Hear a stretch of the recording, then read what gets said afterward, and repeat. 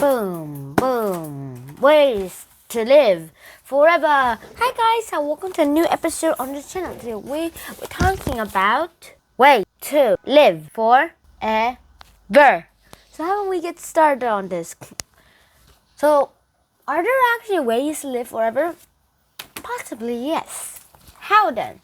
Well, this is a question I want you to answer first. Go to the comment section down below or just email me an answer for how to live forever.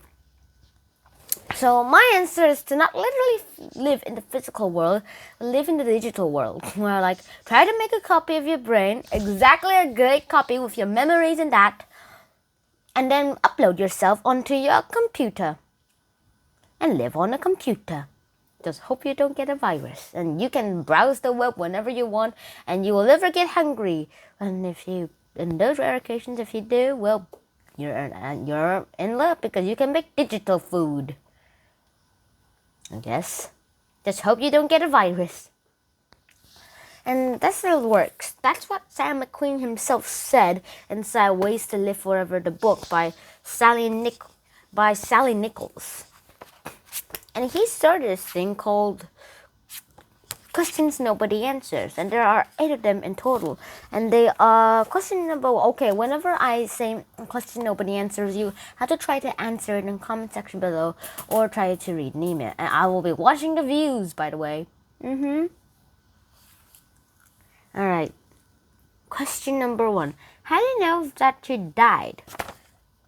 Obviously, you don't. You died already, so you don't know you died. It's just that you know your last moments before dying, I guess.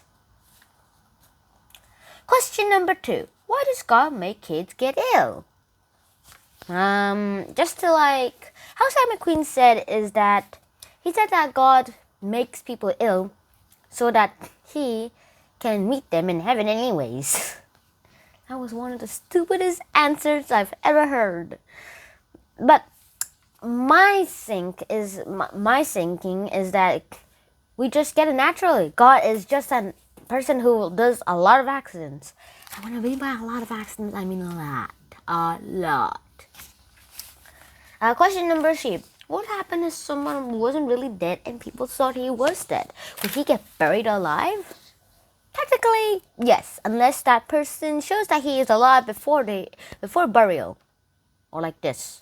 That person already in coffin, and then a guy was there and then saying something about muttering about him, and then boom! Yay, I'm alive! Yeah! And he faints. What a nut. That's what I would think of if I was that priest. Alright, question number 4. Does it hurt to die? It depends on how you died. Firstly, if it's a long disease, and it probably is, or if it's a sharp knife into you and then you just carry it out, you just live for a few moments in pain, and boom, you died. Or if it's just a gunshot, once you get shot in the heart, yes, you die. And then what does a dead person look like or feel like? If you do know how zombies act weird, like this guy over here, if you know how zombies actually start to feel like, you want to see how well that they seem to be cold and stuff. Zombies are the undead people, as they said. And when you touch them, they feel cold. And that's the same thing for dead bodies.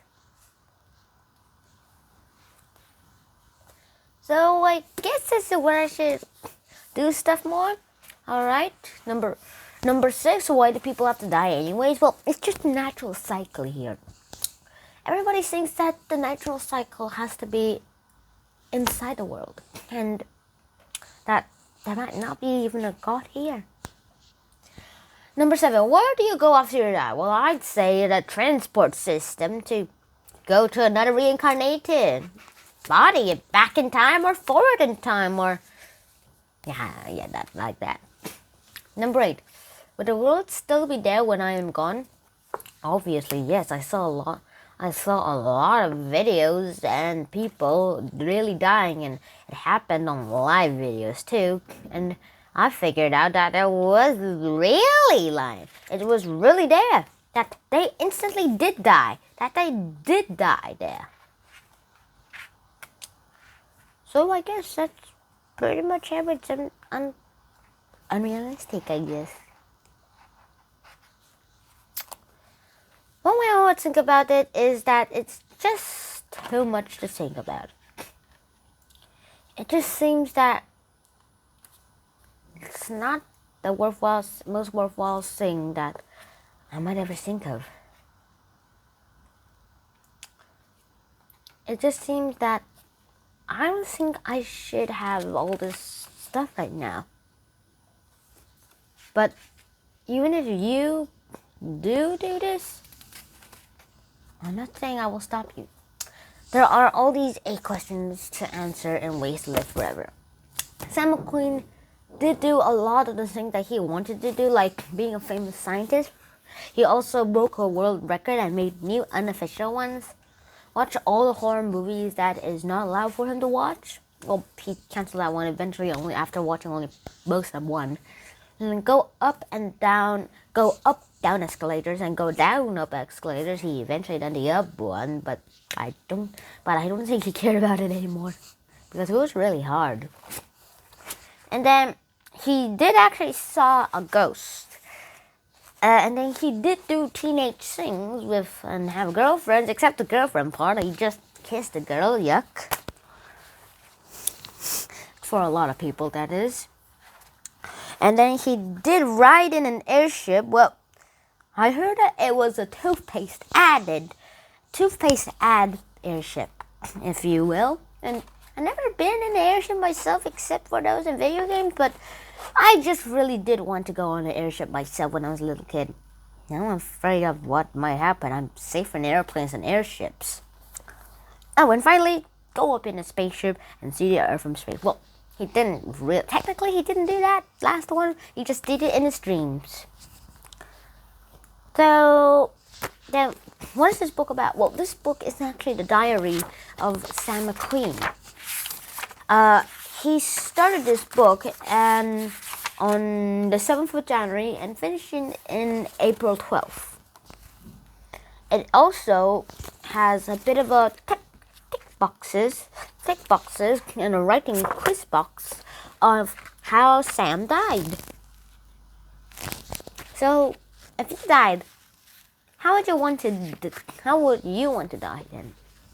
If you did die, and you could plan how you die, what will be the cause of your death, or who do you want with you, or what do you want to see last?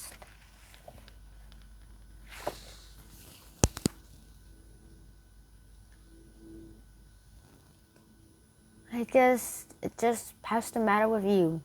Tell me in the comments below or send me an email on 20jor@naver.com.